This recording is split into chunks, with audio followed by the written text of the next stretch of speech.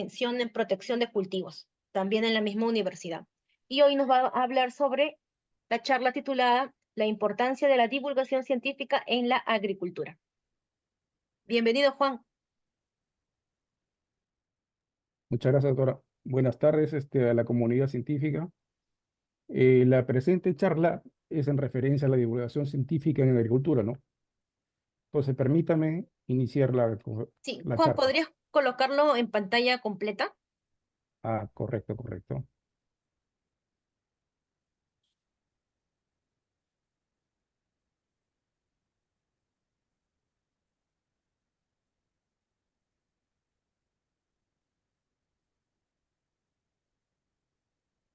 Ahora, doctora, Ahora sí, genial.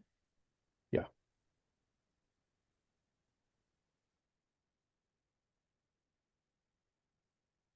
Bueno, hay muchas referencias en referencia a lo que es la divulgación científica, ¿no? Como se observa acá en la diapositiva, ¿no? La divulgación del conocimiento es una responsabilidad de todo aquel que investiga, porque contribuye a la democratización del conocimiento. En otras palabras, la divulgación científica es el conjunto de actividades que interpretan y convierten en accesible el conocimiento científico para toda la sociedad. Es decir, a todas aquellas que llevan a cabo el conocimiento científico, a las personas interesadas para que comprendan por ejemplo, un determinado trabajo científico, ¿no? La divulgación científica tiene como finalidad que el destinatario se asegure de los contenidos de índole científico. Por ejemplo, acá tenemos a Clinton Richard Dackwitz. Él es un biólogo evolutivo, ¿no? Dentro de sus principales obras se tiene El gen egoísta, donde afirma que todo evoluciona por la supervivencia diferencial de entes indicadores. Según la teoría del gen egoísta, el gen es una unidad evolutiva fundamental. Mediante esta idea se pretendía poner a fin algunas confusiones creadas para explicar determinadas características físicas o conductuales de los seres.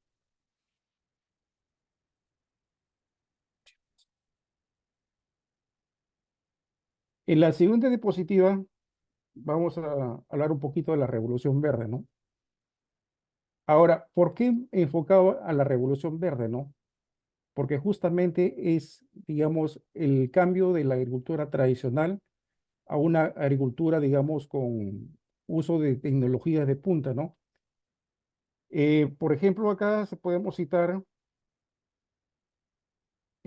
como referencias iniciales, los principales cultivos fueron el trigo, el maíz y el arroz, ¿no? Entonces, el detalle es aumentar la producción por hectárea para asegurar digamos, la producción mundial, ¿no? Frente a las necesidades.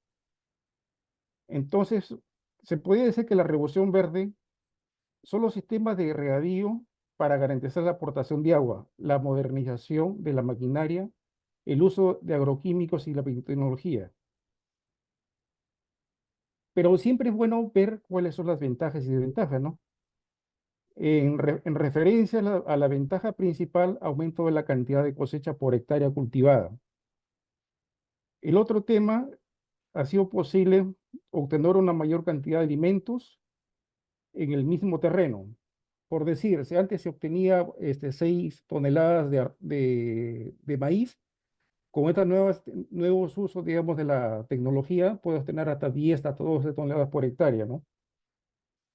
Ahora, ¿cuál es el tema de la desventaja de la revolución verde, ¿no? El uso excesivo de agroquímicos. Entonces, al usar mayor cantidad de agroquímicos, estamos alterando lo que es el ecosistema, ¿no? Pero lo importante de todo, ya sea con buenas ventajas o desventajas en referencia a la revolución verde, es asegurar la seguridad alimentaria, ¿no? del mundo, ¿no? Ahora vamos a enfocarnos en el tema del agroecosistema. ¿Por qué es conveniente conocer el agroecosistema? El agroecosistema nos permite conocer los factores bióticos y abióticos de un determinado cultivo. Por ejemplo, ustedes ven al lado izquierdo, es una planta, son plantaciones de papa, las cuales han sido afectadas por la helada. La helada es un factor abiótico. No hay plaguicida, no hay insecticida, digamos, para controlar la helada. Pero si nosotros vemos en la parte baja, hacemos, digamos, escarbamos la plantación y observamos que hay, por ejemplo, ciertas pudriciones, entonces podemos determinar que pudo ser causado por un hongo. Entonces, en este caso, ya no es un factor abiótico, sino hablamos de un factor que abiótico, sino un factor biótico, ¿no? Como lo dice acá, un factor biótico son los ixeros, las bacterias y los virus. Y en este caso, el caso que desea la pudrición, probablemente sea fitóctora, ¿no? Al costado derecho tenemos, por ejemplo, otro factor biótico que es el gorgojo de los Andes. Pero este conocimiento no es válido si no es transmitido a la comunidad, ¿no? Entonces, en este caso, tenemos en la tercera imagen, tenemos familias las cuales se encargan de hacer una selección previa de la papa para la siembra.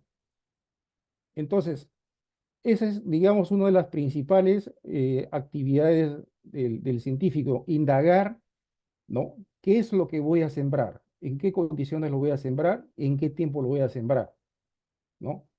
Por decir, en la sierra, más que todo, haciendo referencia al agroecosistema, ellos tienen, digamos, cultivo de secano. ¿Qué es un cultivo de secano? Es justamente, eh, solamente siembran en épocas de lluvia, ¿no? Entonces, si no hay lluvia, es imposible realizar una actividad agronómica. Ahora, si vamos a trasladar, por ejemplo, los factores bióticos y abióticos a la costa, ¿no? Por decir, la mayoría de nosotros conocemos que hay actividades de agroexportación, ¿no?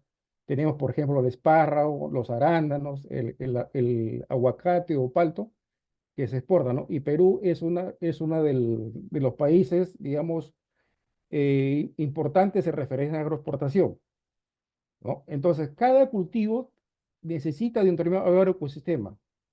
Por decir, ¿no? Si yo tengo aguacate que puedo cultivarlo en la costa, digamos, si voy a sembrar aguacate a más de 3.800 metros de altura, entonces no va a ser posible, ¿no? ¿Por qué? Porque las condiciones, digamos, del ambiente, la temperatura, el suelo, ¿no? El agua que necesita, no es favorable. Ahora, si invertimos las variedades silvestres de papa, por decir las que tenemos a partir de 3.200, 3.500 hacia arriba, por ejemplo, tenemos la papa amarilla. Entonces, la papa amarilla en la zona de la Libertad se cultiva, por decir, a esa altura, los 3.300, 3.400. Entonces, si vamos a sembrar la papa amarilla en la costa, no va a producir, porque no tiene las condiciones favorables del agroecosistema. En función a eso, entonces vamos a viajar a lo que es la agricultura tradicional y convencional, ¿no? Entonces, para ello necesita varios factores de producción, ¿no? ¿Cuál es un factor de producción? Por decir, ¿qué es lo que requiere la planta para producir? Como ustedes vean acá en la imagen, justamente uno de los factores, digamos, de producción es la persona, ¿no? Ahora, lamentablemente a nivel nacional e internacional se tiene el tema de los sesgos en tema a la condición social, ¿no? Y mucho más a lo que es las familias más humildes, ¿no? Ahora, si una persona está limitada, digamos, en su función de su conocimiento, entonces, a través de la divulgación científica, es necesario que ese conocimiento, con la afinidad que él conozca, diga, bueno, si yo tengo una variedad de pava, por decir la canchán, ¿no? Que me está produciendo X toneladas, pero quiero que me produzca por lo menos X más uno, entonces que yo lo que necesito es un asesoramiento. Pero ¿qué pasaría si el asesor va, digamos, verticalmente? ¿Sabes qué? Él dice, yo soy el ingeniero, yo soy el doctor, yo soy el que conoce todo el tema y tú sencillamente vas a seguir lo que yo diga. Entonces, de cierta manera, estoy cohibiendo el aprendizaje de la persona, ¿no? Entonces, la clave no es tanto los factores de producción, qué es lo que puedo llevar. Por decir, puedo ganar una convocatoria, ¿no? Puedo llevar mochilas, puedo llevar plaguicidas, puedo llevar buenas semillas, pero al final de cuentas, el agricultor sabe que todo lo que tú me has traído no me interesa. ¿Por qué? Porque te estás viendo, digamos, de una manera vertical, como si tú fueras el gamonal y el otro necesariamente tiene que seguir las órdenes. Bajo ese sistema, prácticamente la investigación quedó en cero. Pero si vamos a la inversa, si nos ponemos en el sentimiento, digamos, del campesino, ¿no? Como hemos relatado acá un trabajo de investigación que hicimos en la zona de Rumichaca, la conclusión es el amor y la decisión enciende el éxito de la superación que se encuentra en el yo personal, ¿no? Por decir, el agricultor ahí nos dijo, ¿sabes qué? Ustedes tienen que sembrar su papita en función a las curvas de nivel. Pero había un caso de un joven que dijo, no, no, yo no quiero hacer las curvas de nivel, yo voy a sembrar los surcos hacia abajo. Entonces ellos se rieron, ¿no? Entonces yo me acerqué a uno y dije, pero ¿por qué te estás riéndome? Mira, Juan, me dice, si tú vas a regar hacia abajo, ¿qué vas a pasar? Que vas a hacer erosión en la parte baja. Entonces él me usó una palabra técnica. Entonces yo le dije, bueno, explícame cómo lo vamos a hacer. Entonces, cuando das la confianza, las puertas hacia la investigación te va a abrir. Por ejemplo, es posible que, por ejemplo, tanto biólogos, microbiólogos, agrónomos, ecólogos, en algún momento vayan a la sierra. Pero si van con un sentimiento, digamos, de grandeza, que todo lo pueden, que todo lo saben, téngalo por seguro que su investigación queda cero. Ahora, ingresando un poco al tema de lo que es el manejo integrado de plagas, ¿no? Cada cultivo tiene sus plagas principales, secundarias y ocasionales. No, no podemos tratar a todos los cultivos con el mismo manejo, ¿no? Es por eso que cada cultivo tiene su manejo integrado de plagas, ¿no? Entre ellos, por ejemplo, el que más a la fecha ha dado control a las plagas es el control químico, ¿no? ¿Por qué? Porque necesariamente la gente lo que busca es producir, ¿no? Pero si usted le habla de un control biológico, dirá, bueno, aquí a mí qué me interesa, ¿no? Por ejemplo, si yo voy, por ejemplo, con ciertos organismos, ¿no? Ya sea insectos, bacolovirus, ¿no? A decirle a un agricultor, no me interesa eso. A mí lo que yo que quiero es controlar. Entonces, ¿qué es lo que hacen ellos? Ellos en ciertas ocasiones tienen el grave error de decir, bueno, voy a meterle un bombazo, pues. Si lo meto un bombazo, voy a matar la plaga. Pero tienes que tener cuidado que también hay controladores biológicos, ¿no? Que son, digamos, que están presentes en los cultivos. También es necesario que él sepa que hay plantas resistentes, ¿no? A una determinada plaga o enfermedad. Por ejemplo, si hablamos de plantas resistentes, ¿no? Sería bueno también decirles, ¿sabes qué? Que hay los organismos modificados genéticamente, ¿no? Como son el maíz BT. Ahora, si quieres un control mecánico, la clave es la preparación del terreno y tiene que ser una buena y eficiente. Ahora, la preparación del terreno está ligado al tipo de cultivo, porque sería ilógico si voy a sembrar, por decir, claveles, ¿no? Que haga una calicata de un metro y medio, si no, no la necesito. Pero si voy a sembrar frutales y va a tener porque, cultivos permanentes que me va a producir de acá a 3, 4 años, de 10 años, 15 años de producción, lógicamente que tengo que preparar el suelo con las condiciones que requiere. Entonces, el detalle está en conocer bien el cultivo y conocer qué plagas principales, secundarias y ocasionales se presentan. Ahora acá hay una clave en el uso y manejo de plaguicidas agrícolas, ¿no? El ente regulador de acá del uso y manejo de plaguicidas agrícolas es el SENASA, ¿no? Por decir, la empresa Bayer, ¿no? Quiere sacar un insecticida, por decir, para controlar gorgojo, ¿ya? Entonces tiene que presentar primero su protocolo. Decir, bueno, el producto X, bajo esta dosificación, ¿no?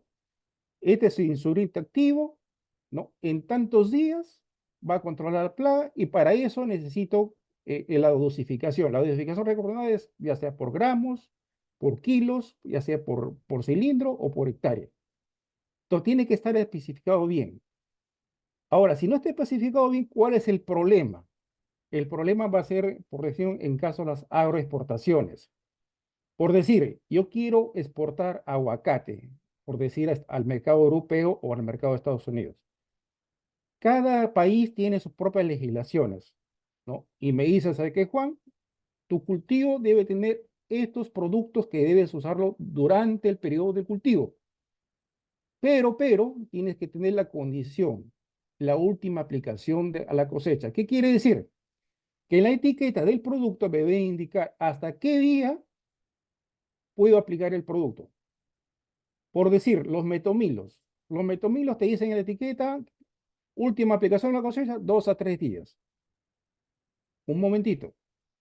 Tienes que saber bajo qué cultivo y qué plaga vas a controlar.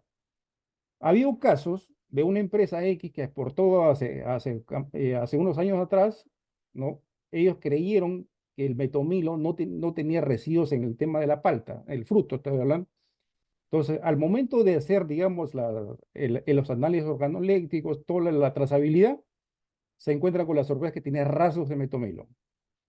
Entonces, Europa no te perdona, pues. Sencillamente lo rechazaron. Lamentablemente, en el mercado local, todo lo que se produce se consume, ¿no? Pero hay que tener bastante cuidado con la inocuidad. El otro punto es el uso de los transgénicos, ¿no? Muchos hablan de los transgénicos, muchas veces somos románticos y decimos, pero ¿por qué tantas limitaciones, ¿no? A nivel de políticas, ¿no? Ampliaciones, ¿no? Para no uso de los transgénicos en Perú, ¿no? Y en ellos justamente es, digamos, con cierta razón, el tema de la diversidad biológica, ¿no? Tenemos variedades, digamos, más de 3.000 variedades de papa, tenemos maíz silvestre, pero hay un momento que también tenemos que ponernos a pensar, ¿no? Bajo las condiciones que tenemos, ¿no? Por decir, ¿no? La necesidad alimentaria en el mundo, ¿no? Ahora acá en este caso tenemos el arroz dorado, ¿no? El arroz dorado ha sido justamente para producir y dar, digamos, una solución a la ceguera de los niños, ¿no?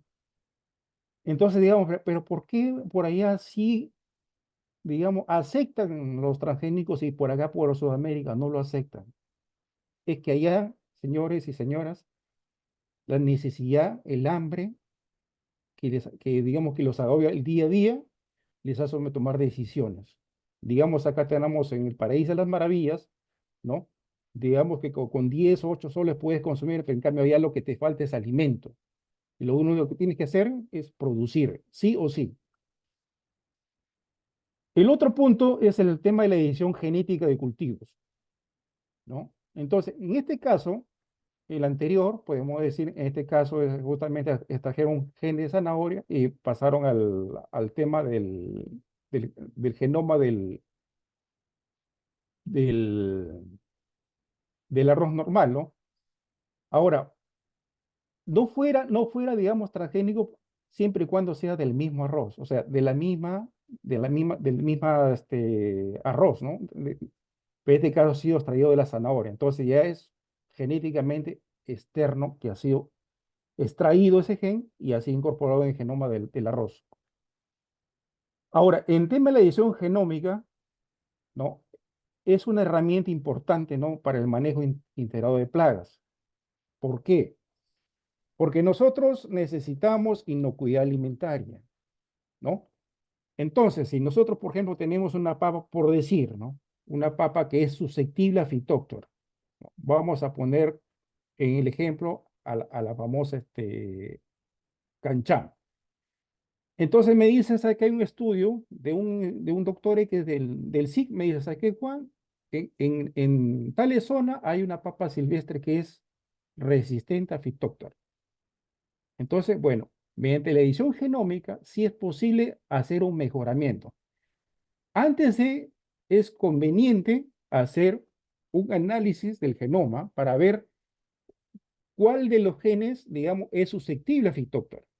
¿Por qué no puedo decir, sabes qué? Primero, tráeme la semilla que está de la papa silvestre y me la voy a insertar.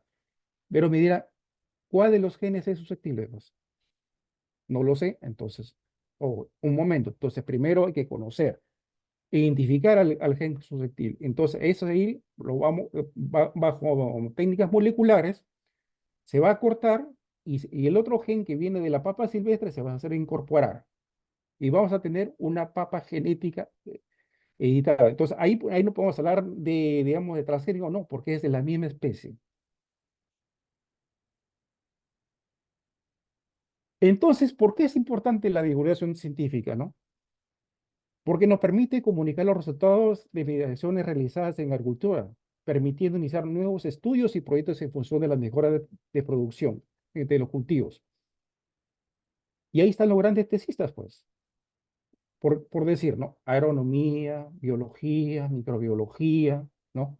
Dirán, ¿sabe qué? Queremos hacer un estudio por decir, ¿no? En este caso, por ejemplo, introducciones, el uso de marcadores moleculares en plantas, ¿no? Como en este caso, como ven ustedes en la diapositiva, una divulgadora científica del IGBM es la doctora Michelle Chirino, ¿no? La cual, con su vasta experiencia, ¿no? Académica, nos va a mostrar, digamos, el camino, porque justamente uno cuando inicia esos estudios, digamos, a nivel molecular, necesita una persona que lo oriente, ¿no? Una cosa es que uno pueda hablar de biotecnología, difundir biotecnología, pero otra cosa es que viva de ello, o sea, que trabaje en lo que es la edición de genomas, ¿no? Que trabaje en lo que es transgénicos, ¿no? O una persona que, digamos, con cierta experiencia que no diga, ¿sabe qué? Un momentito, tiene que revisar tales papers para poder llevar estos cursos. Entonces, estimados y estimadas, para concluir, un presunto descubrimiento científico no tiene ningún mérito a menos que pueda ser explicado a una camarera, ¿no? Esto lo dijo Ernest Rutherford. Muchas gracias por su atención. Genial, muchas gracias, Juan. Chicos, pueden realizar sus preguntas, por favor, por el chat. También por el chat se ha compartido el link de asistencia. Si no, lo coloco ahí. Solo sí aclarar algunas cositas. Por ejemplo, existe la terminología transgénicos, como bien Juan explicó, de pasas un gen de una especie a otra, pero también existe el cisgénico, que es pasar el mismo gen, pero entre un gen entre la misma especie, y aparte lo que Juan también ya mencionó, que es lo de edición de genomas. Y bueno, no sé si tienen alguna pregunta. Muy interesante la charla que has brindado, Juan, sobre todo la parte en la cual mencionas que es importante poder hablarle a las personas con un lenguaje accesible. Un buen ejercicio es ponerse en el lugar de esas otras personas. Por decir, ustedes sabían este tipo de terminologías, esos tecnicismos, esas palabras que están utilizando antes de ingresar a la universidad, cuando todavía estaban en el colegio. Si no sabían esas palabras, entonces traten de describirlas. Nosotros a veces las usamos tan cotidianamente que para nosotros todo el mundo sabe. Por ejemplo, me acuerdo que al inicio yo pensé que todos sabían lo que significaba, lo que era enzima, porque nosotros trabajamos continuamente con enzimas. Sin embargo, un compañero de colegio que nos habíamos reunido me preguntó, ¿y qué es una enzima? ¿Ves? Entonces siempre es bueno recordar todas esas terminologías que uno no conocía para poder hacer analogías, hacer descripciones. Y como bien dice Juan al inicio de su charla, él mencionó, por ejemplo, que no es que, ya yo me voy como el ingeniero agrónomo, no, yo me voy como el biólogo, yo me voy como el doctor, no, porque uno también aprende de estas personas, esas personas que se encuentran en el campo, y muchas veces esas personas que están en el campo nos enseñan a nosotros y saben más de determinadas cosas que nosotros. Y está bueno siempre hacer ese tipo de comunicación, ¿no? No solamente de yo hablar, sino de también eh, permi- permítanse poder escuchar a esas personas. ¿Ok? Chicos, para tener una excelente comunicación científica.